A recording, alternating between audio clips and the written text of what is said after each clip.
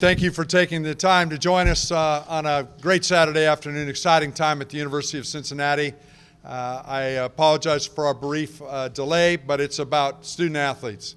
And it's important for our new coach to be with our student athletes. We had an opportunity through the incredible technology at the University of Cincinnati for him to be with them earlier today, which was really important to us. I told the team in this very room when we met that we wanted to do everything we can to ensure they knew exactly what's going on and all their different challenges that they're up against through finals and so forth, and I believe we did that. I want to welcome Luke and his family. As you can see, it's an incredible family, a big family, and the best part of the family is the fact that Amy grew up as a Bearcat in high school, so we like that. They were the Bearcats, so that's a lot of good karma there.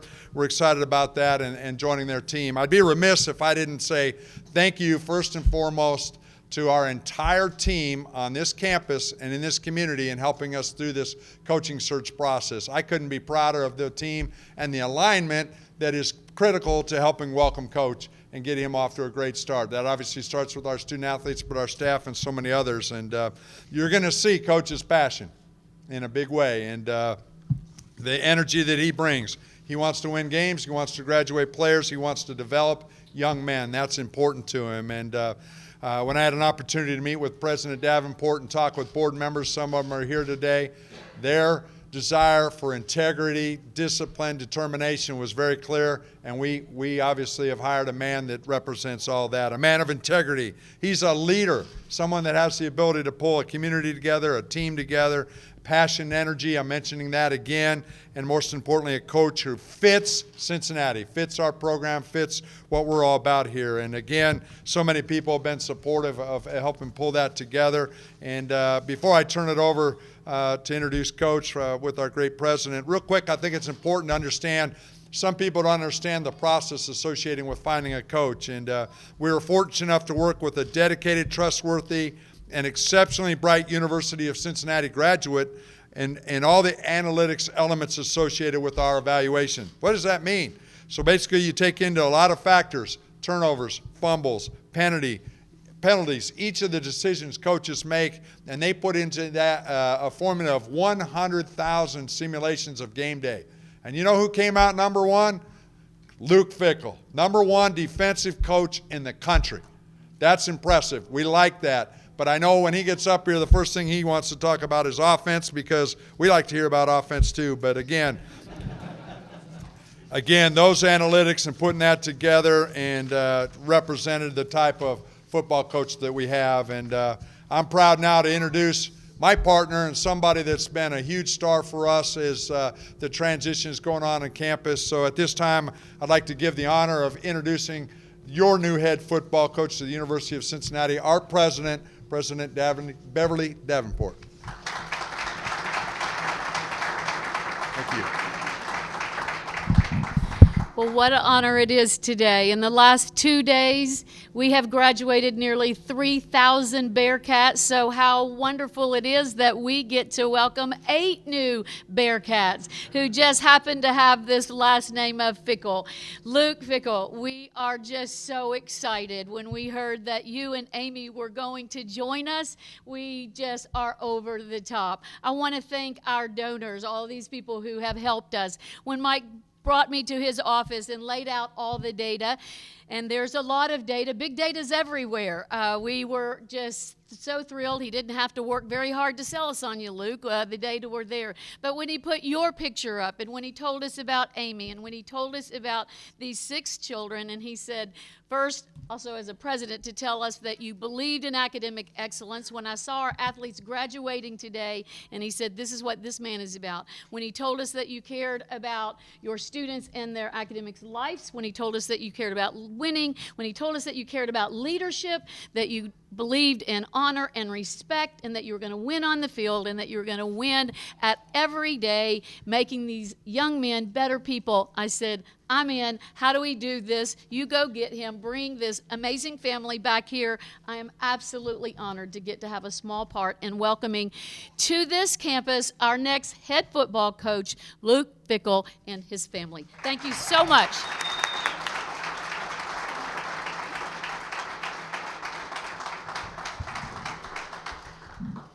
Well, I appreciate that. That's quite an introduction, and it's been quite a whirlwind, as I'm sure all of you guys know.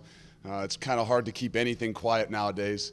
With social media and all the things and all the access, my family was kind of wondering. They said, well, why don't we have an opportunity to go down there and meet with them and see them? I said, well, you leave outside your house and everybody knows what's going on. So I appreciate it. I know the teammates, the entire team, their ability to hear and see all the different things out there.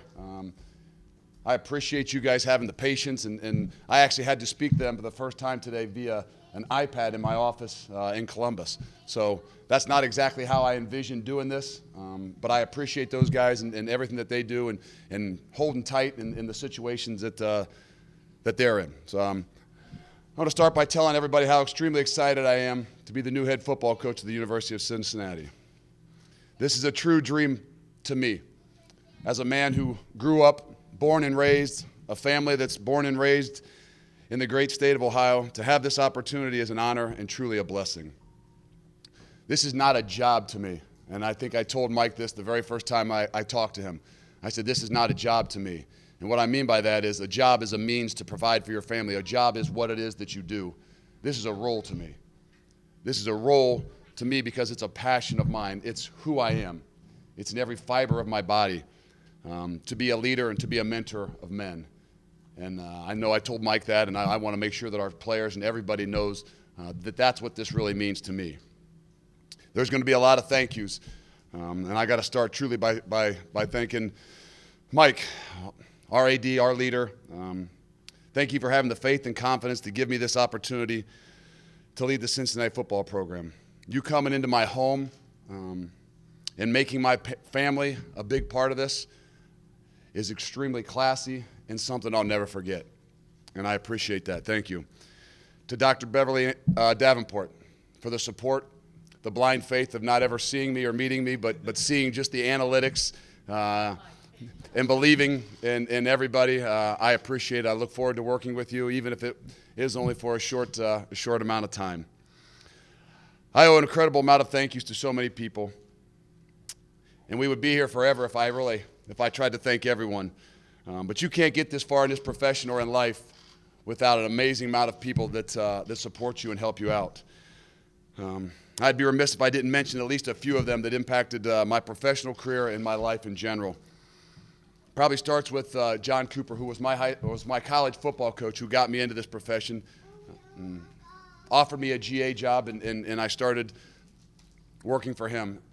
To Lee Owens. Lee Owens was the guy that first gave me my first opportunity, hired me at the University of Akron and gave me my first job.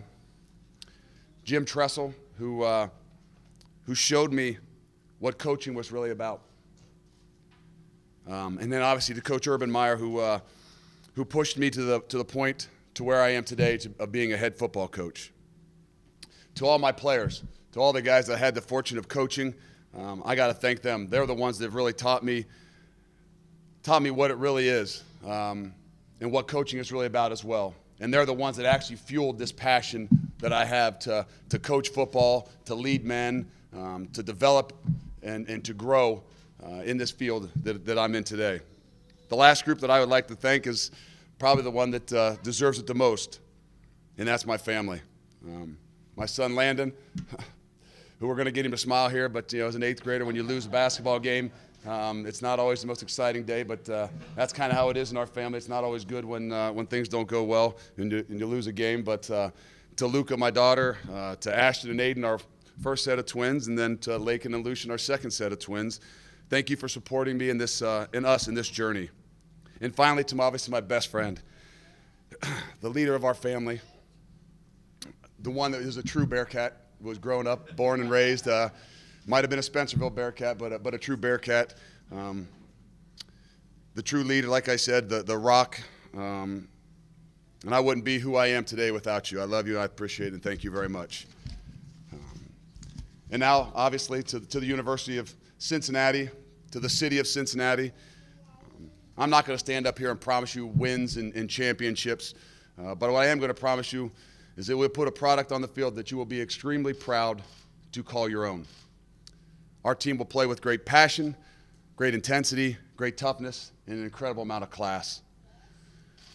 We will do this by building a culture that relies on everyone being accountable, like I told those guys, accountable to one another, and realizing that in the game of football, like life, together everyone achieves more.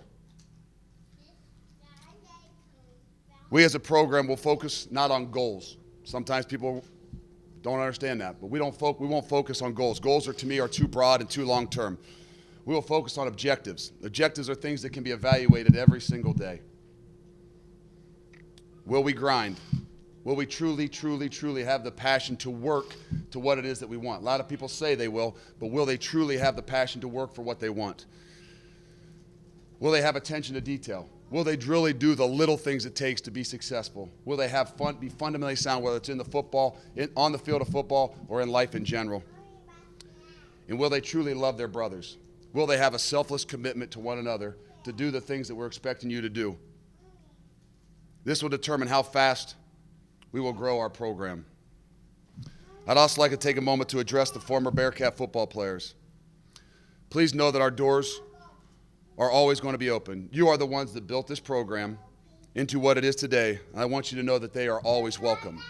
I don't know a ton of them, but I'm excited to have them back to make sure that we know that we open our doors to those guys. And to the Ohio high school football coaches, we want them to know that our doors are always open as well. Recruiting obviously will be the lifeline to our program, and we know we must do our best job right here in our city, in our state, and truly within the 300-mile radius of our campus. We must reconnect with the high school football coaches and make sure they know how passionate we are about developing, pushing, and caring for our student athletes. There's no better high school football than the city of Cincinnati and in the state of Ohio. And finally, what can you expect from our football team and our football program? I promise you'll see a fast, physical team that plays with relentless effort, incredible intensity, and a love and care for one another. Obviously, everybody wants to hear about offense. Offensively, we will be an up-tempo team. There's nothing that we will do slow. There's nothing that we will do in our program that is slow and methodical. We won't walk slow. We probably won't eat slow. And we won't move slow. We will spread the field. We will run the ball. We will run the ball, and we will create mismatches. Defensively, we will be extremely aggressive. We will challenge everything, and we will have a burning desire to be the best tacklers in the country. I can't explain to you guys exactly how excited I really am to be the head football coach at the University of Cincinnati, to be a great part of this institution, as well as a part of this great city. I look forward to it. Like I said, we're excited about it. I'm excited to bring my family. I'm excited to get to know our team. And I'm excited to get started. With that, I appreciate it. I thank you. Go Bearcats.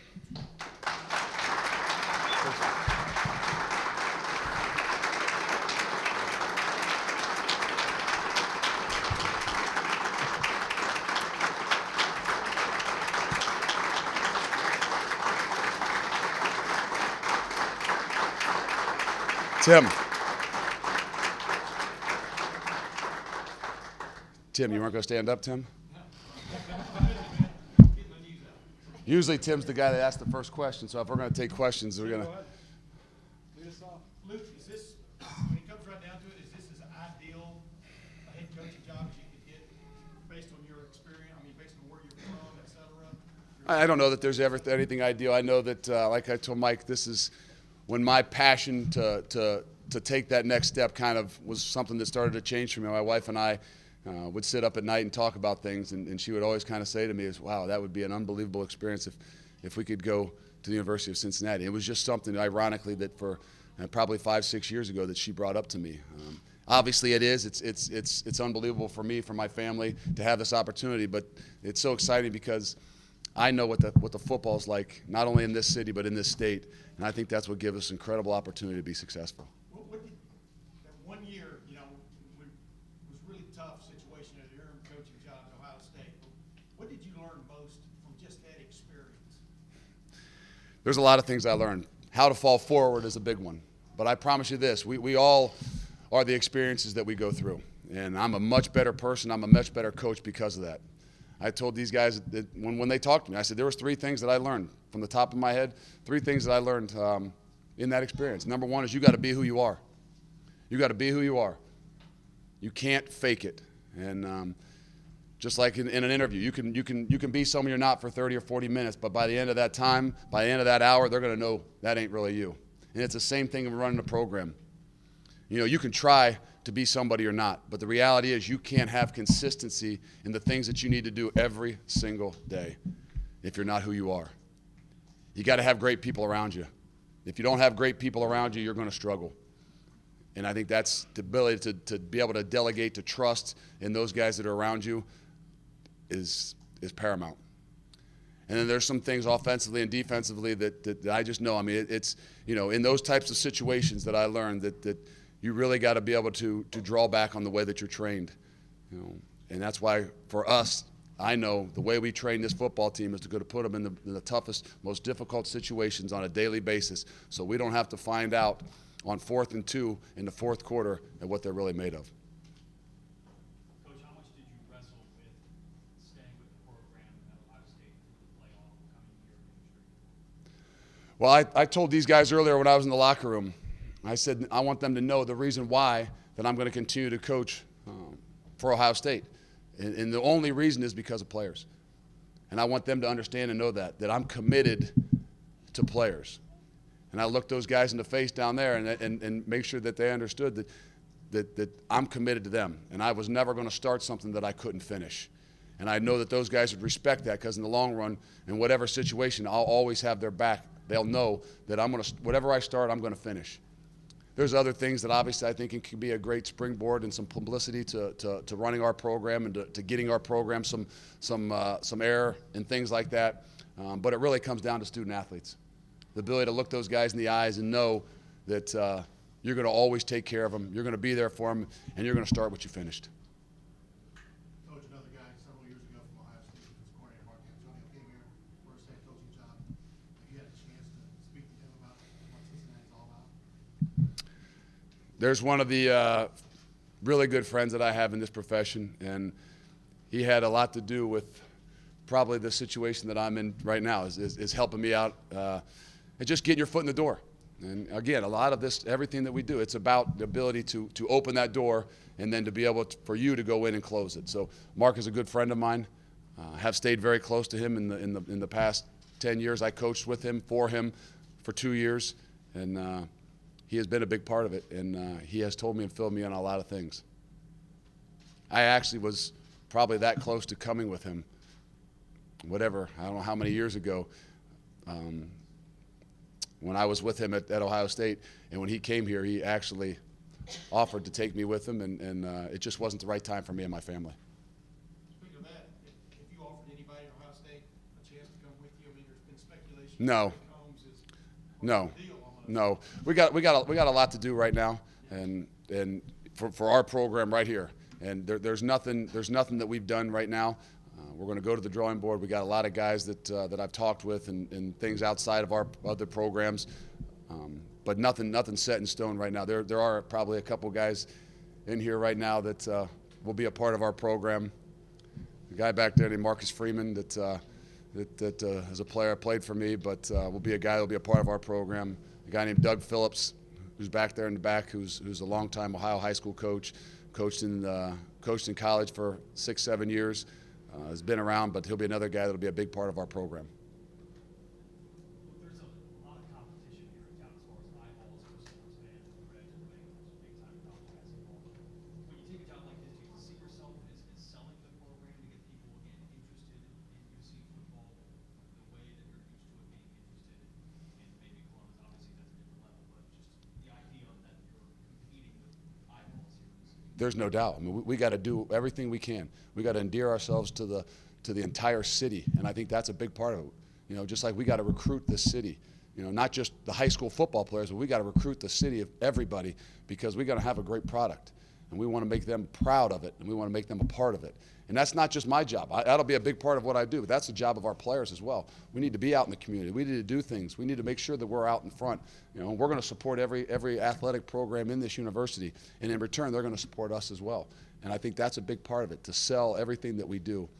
I'm fully committed to that. I know that's going to be a part of it, and I'm actually excited about doing it. Coach, how much presenting it to you, and how much was it you presenting yourself to him as something that you felt like you were ready for and ready to take that next step? I knew I was ready for it. I don't know exactly if you wanted to ask him that question. I know that I was ready to present myself to him when he walked in my house. And regardless of everything else that was going on, this isn't something that I just started preparing for a couple weeks ago. This was something that made a conscious decision probably over a year ago, that my passion had kind of not changed, but had shifted in some ways. I'm a passionate person, and I'd always been passionate about coaching the game of football, whether it's defense or offense. And then a little bit of that passion had kind of shifted into building a program, developing a culture, and leading a big group of young men. And I think that's the biggest thing. It's not just about saying you want to do something, but it's about actually preparing and having that mindset and understanding exactly what it is that you're going to do. This isn't some type of thing that just happened a couple weeks ago. This is something that's been prepared for quite a while and got a heck of a plan. When the job came up, how aggressive were you at making sure they knew that you were interested and that you wanted the job? I don't know. I haven't done this a whole lot, so I don't know in what scale. I guess that would be a relative term, is to say how aggressive are you. I'm a pretty aggressive person. I guess you could ask Mike in scales to what other people did. I know in my mind I was pretty aggressive. I mean, I'll be honest with you, I told Mike this, I've never wanted something like this since I can remember. And so I know the things that I went through, and I know the people that I tried to have communicate. I was very aggressive. He'd have to determine whether that was aggressive compared to others, but in my mind, I had the right ones call. Luke, Tom Herman went through kind of a similar situation, took a job and then won a national championship. What did you learn, I guess, from that experience, and how harrowing will it be the next several weeks doing both jobs to a certain extent, but also playing Santa Claus, I guess, in the middle of it? Well, we might have to leave Santa Claus to Mrs. Claus over there, but she kind of does pretty much most of that anyway, whether I was trying to juggle two things or not. I know it's going to be difficult, but I got an obligation, and I'm fully committed to doing it. I've seen it done. I've seen how it's been done, and I've realized by being that head coach, whether it was only for 8 months, it was like 7 years. The reality was, like I told you, is you got to have good people around you. You got to have people that you can trust and that you can count on, and that's what I'm ready to do, is to have some people that I can trust and I can count on, so I can finish what I started and make sure that we're doing right by setting our program up, developing our culture, and doing what it is that we need to do to be successful. Just from a timeline standpoint, when did you take the job? When did you get offered the job? Was it yesterday? Was it this morning? I mean, when was it finalized? When was it finalized?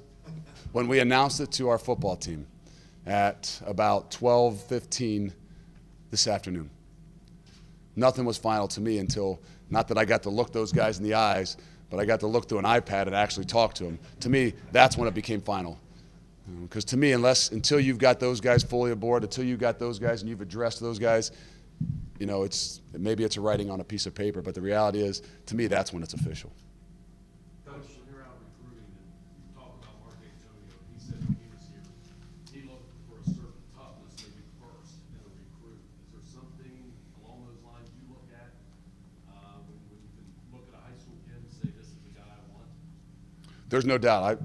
There are plenty of players out there. There's plenty of players across this country. What you got to do is find the right players, you know. And that's not just how tall they are, how fast they are, how hard they hit. There's a lot more to it. We're going to look and evaluate the intangible things. The easiest thing to do in recruiting is to evaluate size and speed. The hardest thing to do is to evaluate fit. And you're right. There are some core values that we're going to look for in everybody that we recruit. Now, we're not going to recruit cookie cutters. Everybody's not going to be the same. We know there's not going to be the same maturity level in every kid that we recruit. Are we going to look for maturity? Right. There's not going to be the same character level in every kid that we recruit. But the core and the crux of who we are and what we do will be a lot based on passion and energy, toughness, and their ability to work for what it is that they want. When you talk a little bit about up-tempo offense, is that pretty much a carbon copy, you think, of what Urban does? And are you looking for a guy that's maybe a Urban disciple? You have someone in mind to run that side of the ball? We're definitely working on it, and we've got 5 or 6 guys that that are in the mix and I've communicated with. But yeah, I mean, it's a lot of that. To me, the most important thing is not just the scheme. Yes, we are going to be that. Yes, we are going to have the ability to spread the field, to make sure we're up tempo, to have toughness and run the football. But the most important thing as well is to be able to develop the culture to what we want to be able to do. And I think that even though that's the program and that's the concept and that's what I understand as a coach, that's what I believe in, we're still going to develop our own system to how we do it as well. Because there are some things that has evolved in the 5 years that I've been with Coach Meyer in the system there. And there's some things that I want to get evolved in the way that we produce and the way we put that offense on the field. Coach, you went to Columbus to Sales, you played at Ohio State, you coached there, all but 2 years. You've had a Columbus mailing address for your entire life almost. Why now? Why this moment? Why this job? Why was it important for you to step out maybe of your comfort zone to start a new program here? Well, that's exactly what it is. It's the ability to step out of your comfort zone. And I think I mentioned it and I addressed it a year ago, a year and a half, 2 years ago. A passion of mine kind of shifted. And I think that's the most important thing. I had an opportunity to be a head coach, for 8 months. And the reality is, when I was done with that, it was a little bit sour. And my passion was not to continue to do that. My passion was still in coaching players, developing players, doing all those things, which we will still do. But in the last 2 years, my passion to what I really, really wanted to do has changed. And now that's what I've gone around the country and studied. Not that I haven't studied defenses, not that I haven't studied offenses, but I've studied programs and how they develop them, how they adjust, how they adapt to everything that they do, and how they build their cultures. And I think that's the thing that's been most unique in about the last year and a half and where I've spent most of my time outside of 6 kids and the things that we do in the summers when you actually have time to be able to have professional development, was that ability to say, hey, how am I going to develop my own program, my own culture, and my own leadership styles? You may not have had a lot of time to think about it, but how is today different than when you were introduced as the interim coach at Ohio State? How are the emotions different?